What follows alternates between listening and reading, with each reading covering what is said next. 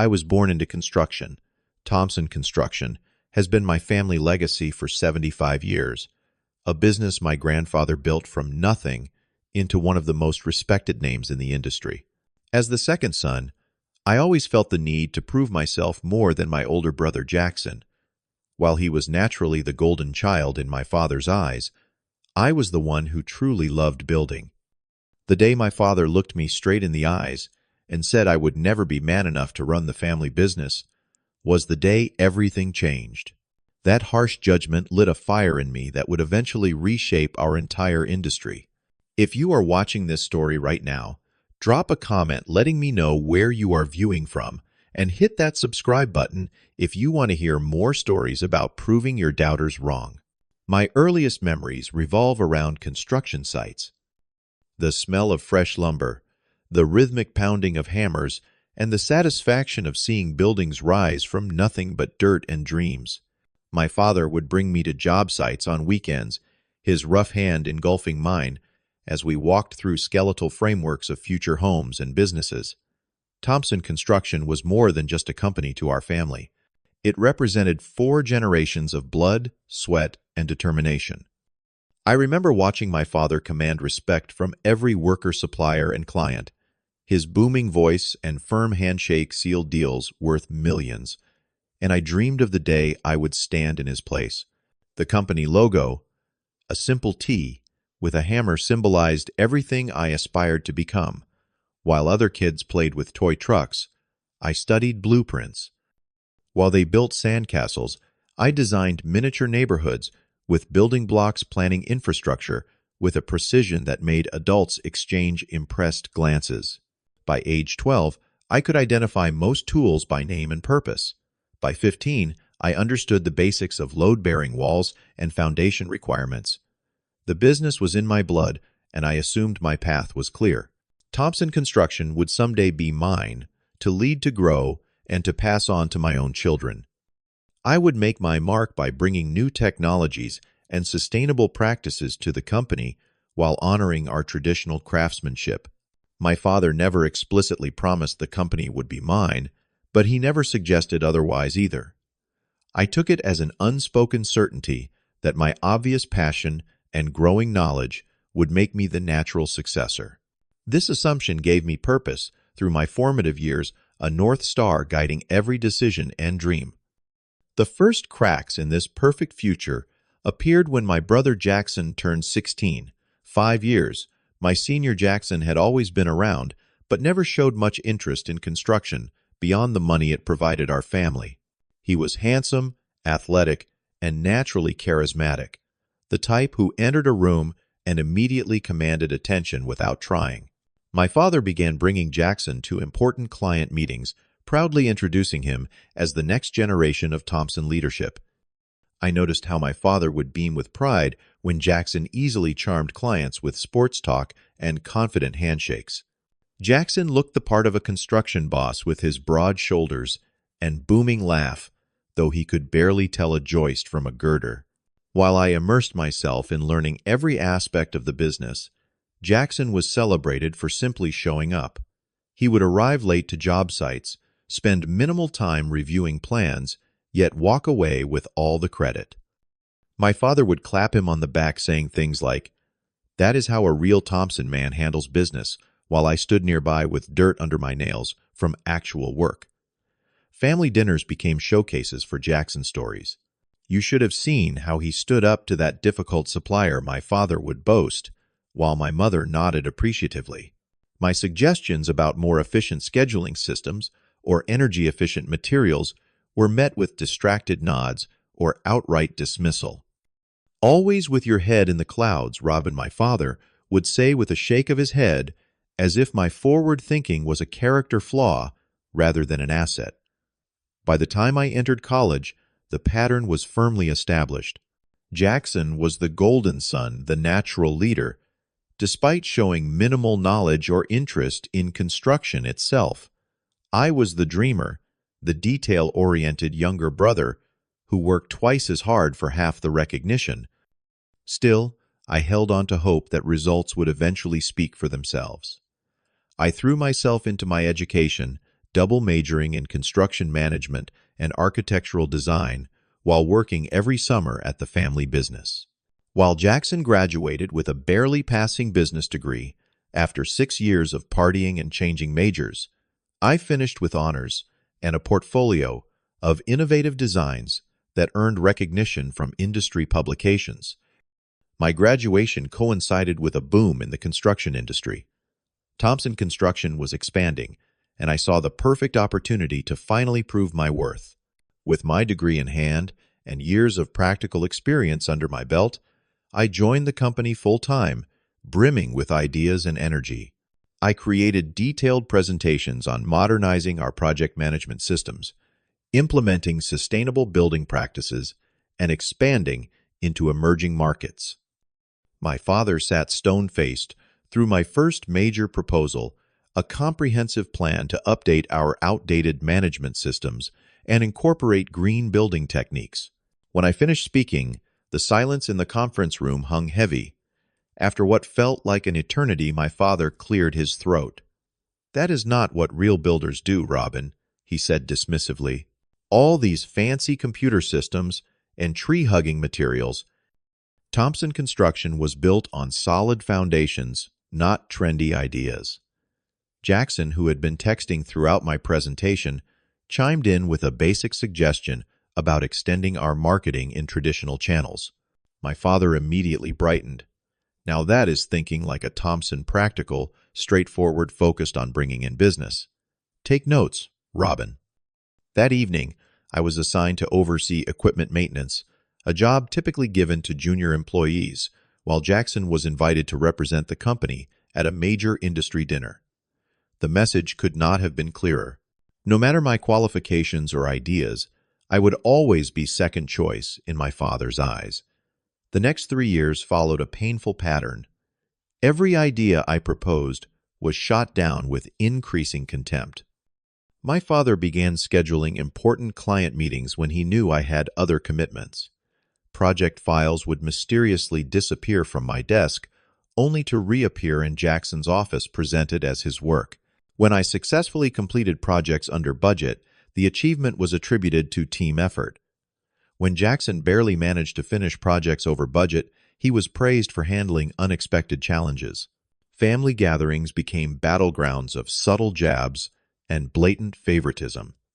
My father introduced Jackson to family friends as my successor, while I was simply my younger son. My mother occasionally shot me sympathetic glances, but never contradicted her husband. Extended family learned not to ask about my work, as it would inevitably lead to my father redirecting the conversation to Jackson's latest achievement. The isolation grew worse when I discovered that several of my cousins and uncles had been told I was struggling to find my place in the company, despite my consistently strong performance metrics. Jackson had been systematically undermining me through whispered comments and exaggerated stories of mistakes I had never made. The betrayal cut deep, but I continued to push forward, believing that excellence would eventually be recognized. In spring, a major opportunity arose that I thought would finally change everything. The city announced plans for a new eco-friendly housing development, seeking proposals from established construction companies. This project aligned perfectly with my expertise in sustainable construction and would position Thompson Construction at the forefront of green building in our region. I spent weeks researching, creating detailed cost projections, material sourcing plans, and innovative design concepts that would set us apart from competitors. I consulted with environmental experts, energy efficiency specialists, and urban planning professionals to create a comprehensive proposal that was both cutting-edge and financially sound. The board meeting to review proposals was scheduled for a Thursday morning. I arrived early, set up my presentation materials, and waited with nervous anticipation as the room filled with senior management and my family members who held voting positions. Jackson arrived last, holding a thin folder that I later learned contained a hastily assembled traditional approach with stock photos pulled from the internet. My presentation was met with uncomfortable silence and skeptical questions. When I explained how the initial investment in sustainable materials would yield long-term savings and marketable prestige, my father interrupted. The Thompson name stands for traditional quality, not experimental, hippie housing, he declared, drawing chuckles from several board members. Our clients want solid homes, built the way we have always built them. When Jackson presented his conventional approach focusing on how we could cut corners to maximize profit margins, my father nodded approvingly. This is practical building talk. This is what our clients expect from us. The vote was almost unanimous in favor of Jackson's proposal, with only our chief financial officer abstaining after quietly pointing out several flaws in the budget projections. As the meeting adjourned, my father asked me to stay behind. I sat across from him in the emptied conference room, still surrounded by my meticulously prepared materials that no one had bothered to examine closely. "Robin," my father began, his voice dropping to a serious tone, "I think it is time we had an honest conversation about your future with this company." My heart raced as he continued, his words precise and cutting. This business was built by men with dirt under their nails and practical sense in their heads, not by dreamers with fancy degrees and soft-hearted ideas about saving the planet. He leaned forward, eyes narrowing. "The truth is, you will never be man enough to run Thompson Construction. This company needs someone who can command respect on a job site, someone who understands what our clients really want. It needs a real man at the helm." I sat frozen, the words hitting me like physical blows. "Jackson will be named vice president next month, and we will begin the formal succession plan." He stood, signaling the conversation was over. "You are welcome to stay on, of course. There will always be a place for you in accounting or customer relations." That night was the longest of my life. I sat in my apartment, surrounded by industry awards, certifications, and project portfolios that apparently meant nothing compared to Jackson's ability to slap backs and talk sports. The pain was physical, a crushing weight on my chest that made it difficult to breathe. Everything I had worked for, every sacrifice I had made, was casually dismissed because I did not fit my father's narrow definition of masculinity. As dawn approached, I made a decision. If Thompson Construction could not see my value, I would build something of my own, something that would force them to recognize what they had thrown away. The next day, I began quiet research into what it would take to start my own construction company. I reached out to industry contacts who had expressed admiration for my work over the years, testing the waters to see who might be willing to follow me into a new venture. To my surprise, several senior professionals from competing firms expressed immediate interest, having heard of my reputation for innovation and thorough planning. I secured meetings with potential investors, presenting my vision for a forward-thinking construction company focused on sustainable practices and cutting-edge technology. 3 investors committed seed funding after our first meeting, impressed by my detailed business plan and industry knowledge. One remarked, "I have been waiting for someone to modernize construction in this region. The old dinosaurs are missing major opportunities. Finding office space was my next challenge. I needed something affordable but professional, and importantly away from Thompson territory to avoid immediate conflict. I found a small space in an up-and-coming business district, signing a lease with option to expand. All this was done in evenings and on weekends while I continued working at Thompson, maintaining the appearance of acceptance of my diminished role. Writing my resignation letter was one of the most painful yet liberating experiences of my life. I kept it professional and brief, giving standard notice without mentioning my plans. I knew the confrontation would come once my intentions were discovered, but I wanted it on my terms. The final family dinner before my departure remains seared in my memory. My mother had prepared my favorite meal, unaware it would be my last as a Thompson employee. Jackson arrived late, already half drunk, and boasting about a contract he had secured through a golf game, though I knew the client had already been in negotiations with us for months. After dessert, I cleared my throat and announced my resignation. The table fell silent, my father's fork clattering against his plate. Resignation, he finally managed. To go where I am starting my own company, I said quietly but firmly. Horizon Building Group. Jackson burst into laughter. Your own company. With what clients? What experience running a business? My father's face darkened. This is how you repay everything this family has given you. By becoming competition, no one will work with you once they know you betrayed Thompson. I have not betrayed anyone, I replied, maintaining my composure. I am simply creating a place where innovation is valued rather than mocked. My mother reached for my hand, but my father stopped her with a glare. You will fail within 6 months, he pronounced, and do not come crawling back when you do. I stood nodding respectfully to my mother. Thank you for dinner. I wish you all the best. As I walked out, my father called after me. No real man walks away from family, Robin. You are proving me right. Those words followed me to my car, but rather than breaking me further, they strengthened my resolve. I would show them exactly what kind of man I was. The first month of Horizon Building Group was a lesson in humility and determination.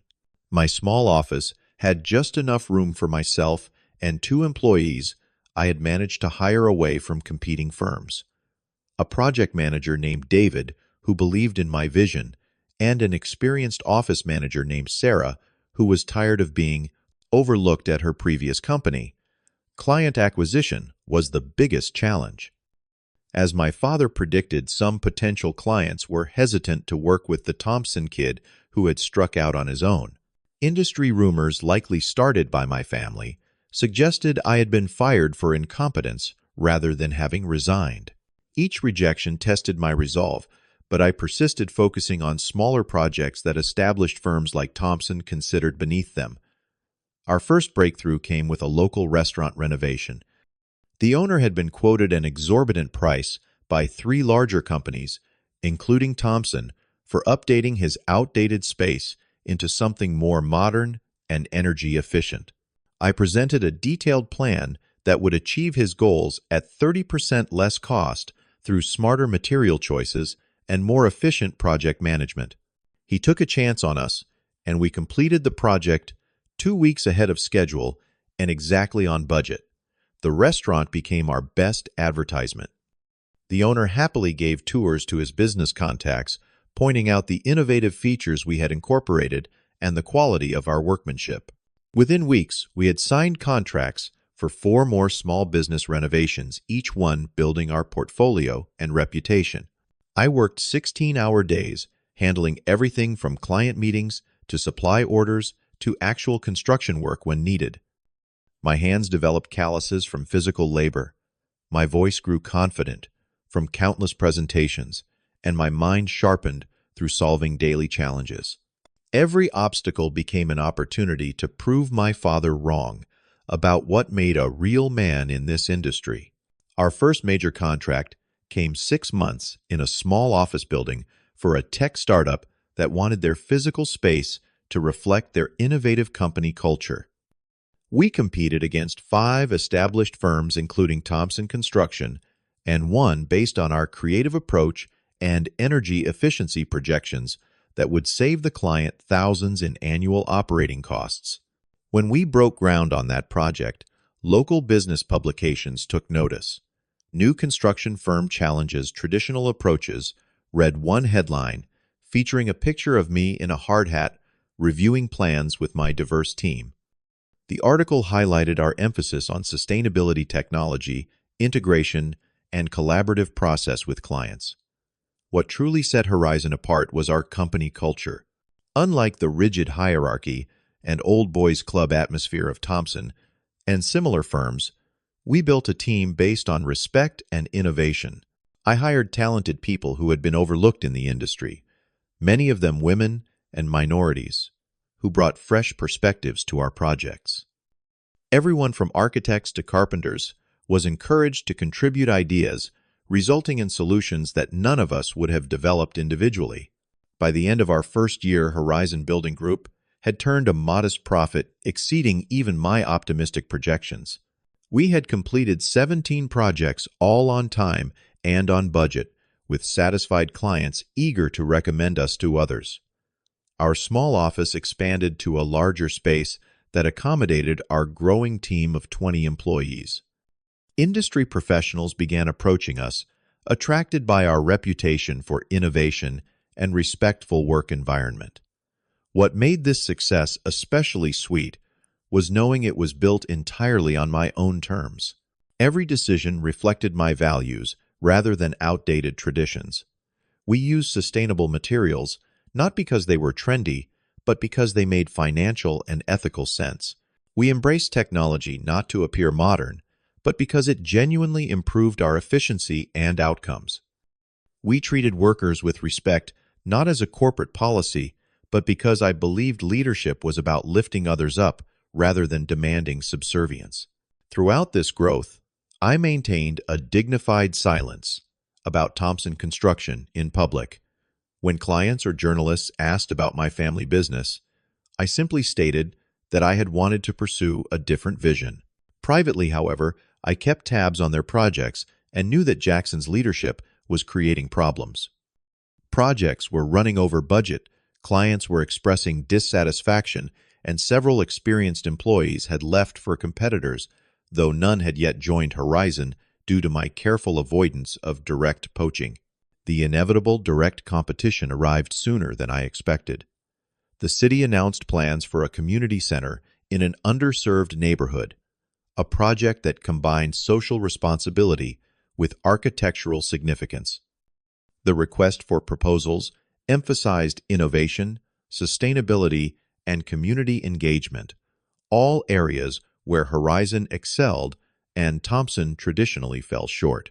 I assembled our best team for this bid, knowing it would likely put us in direct competition with my family for the first time on a major public project. We developed a comprehensive proposal that included solar energy integration, rainwater collection systems, flexible community spaces, and a construction process that would employ and train neighborhood residents. The bid presentation was scheduled at City Hall, with each competing firm allocated 30 minutes to present, followed by questions from the selection committee. As I waited in the hallway with my team, I saw my father and Jackson exit the presentation room, both looking confident in their expensive suits. Jackson smirked when he spotted me, whispering something to my father that made him laugh dismissively.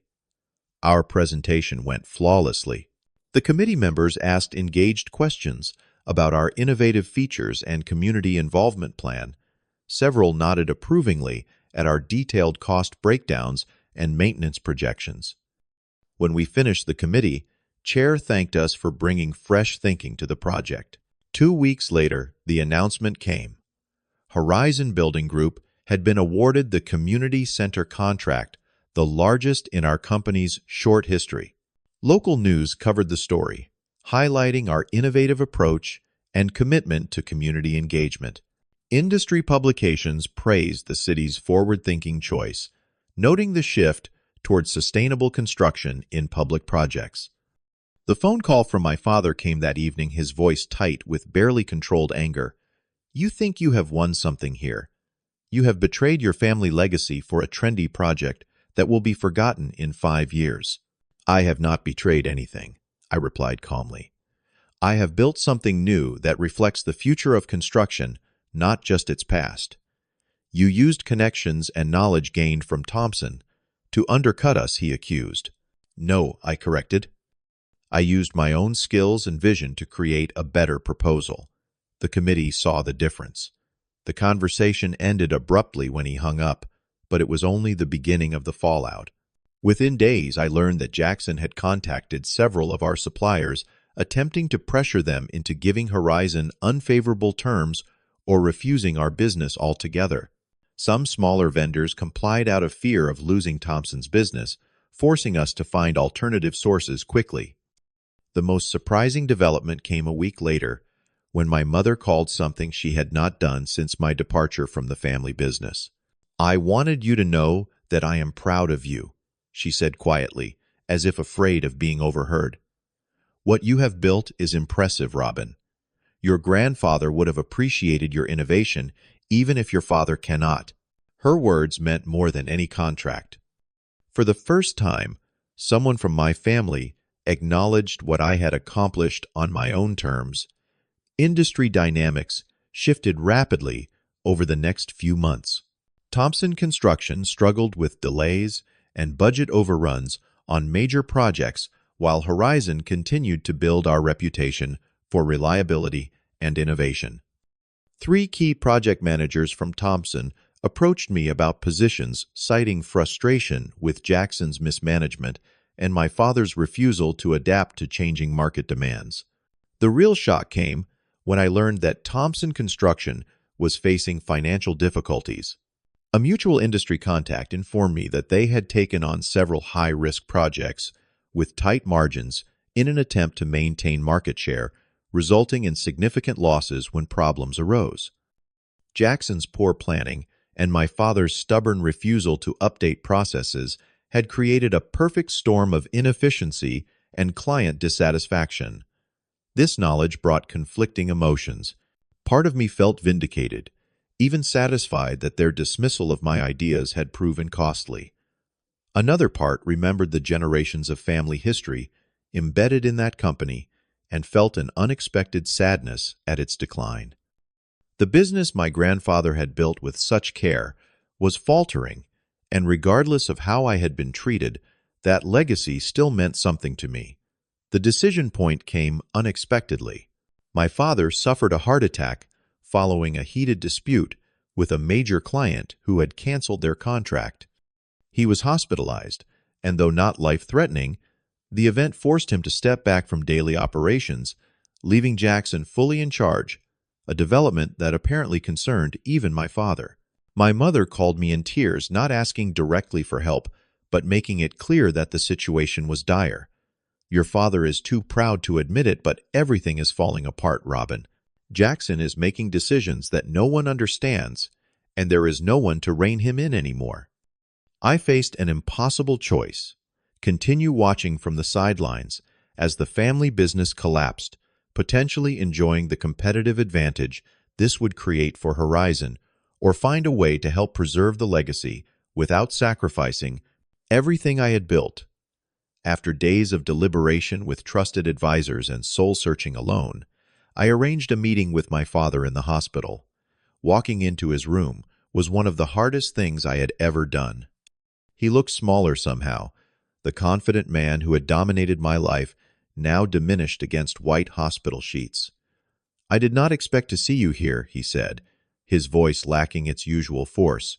"I did not expect to come," I admitted, taking a seat beside his bed. The conversation that followed was difficult, filled with long silences and carefully chosen words.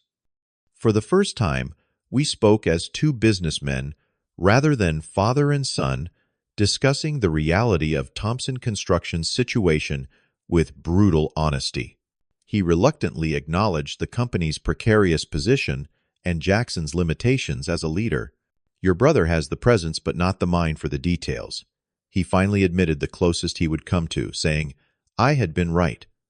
Horizon is doing well." I said, not to boast, but to establish the reality of our positions.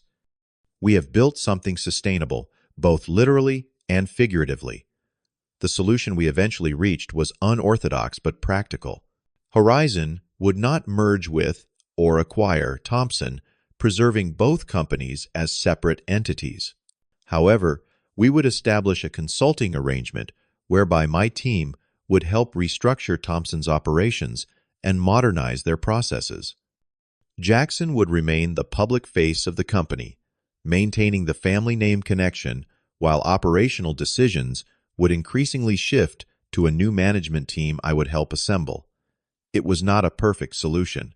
My father did not apologize for his years of dismissal and favoritism. Jackson remained suspicious and resistant, but it preserved the Thompson legacy while validating my approach to business. Most importantly, it allowed me to help without sacrificing what I had built or returning to the toxic dynamic that had driven me away. The arrangement taught me more about strength and manhood than my father's narrow definition ever could. Real strength lay in helping others, even when they had hurt you, in setting boundaries, while still offering compassion and building something new, while honoring what came before. In the months that followed, both companies found their footing in complementary market segments. Thompson gradually embraced more modern practices while maintaining their reputation for traditional craftsmanship. Horizon continued pushing the boundaries of sustainable construction, winning awards and setting new industry standards. The journey from rejected son to successful competitor to reluctant advisor taught me that true worth is not defined by others' perceptions, but by the impact of your work and the integrity of your choices. Sometimes, proving yourself does not mean defeating others, but creating something they never imagined possible. I built more than a company in those challenging years. I built a new definition of success, one measured not in dominance, but in positive change.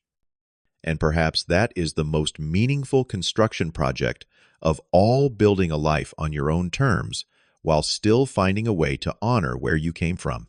Has someone ever underestimated you because you did not fit their narrow definition of success? How did you respond to prove them wrong? Share your story in the comments below, and do not forget to like, subscribe, and hit that notification bell to never miss another tale of family transformation. Thank you for listening to my story. And remember, the best revenge is not destruction, but creation. Until next time.